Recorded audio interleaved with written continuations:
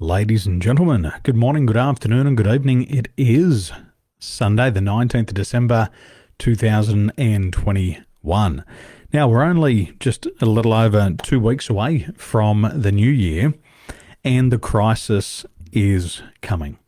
Now, if you've been in the Accelerate and Multiply group for the past couple of months, you've heard me say it before, that we will have a crisis in our lives every 90 days.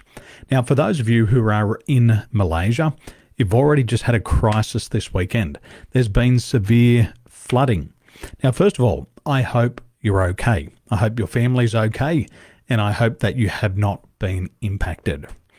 Secondly, what we have to do is we have to be aware that we're going to have a crisis every 90 days. You've just come out of MCO, you've come out of lockdown. Our friends in Europe are going back into lockdown.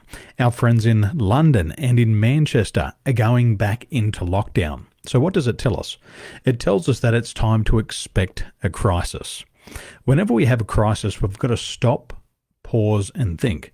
And we ask ourselves a critical question. Knowing what I now know, what will I do differently?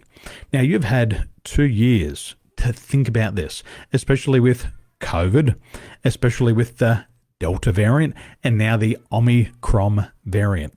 You've got to be able to stop and ask yourself the question, knowing what I now know, what will I do differently? You have to expect that there's going to be another lockdown. You have to anticipate that the borders are going to be closed once again.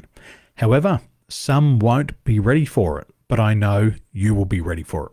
We will have a crisis every 90 days. It'll be a financial crisis, a health crisis. There'll be a crisis in the economy. There'll be a crisis in the healthcare of our communities, and it will impact us. It'll either impact you directly or it will impact your customers. If it impacts your customers, you will be impacted indirectly.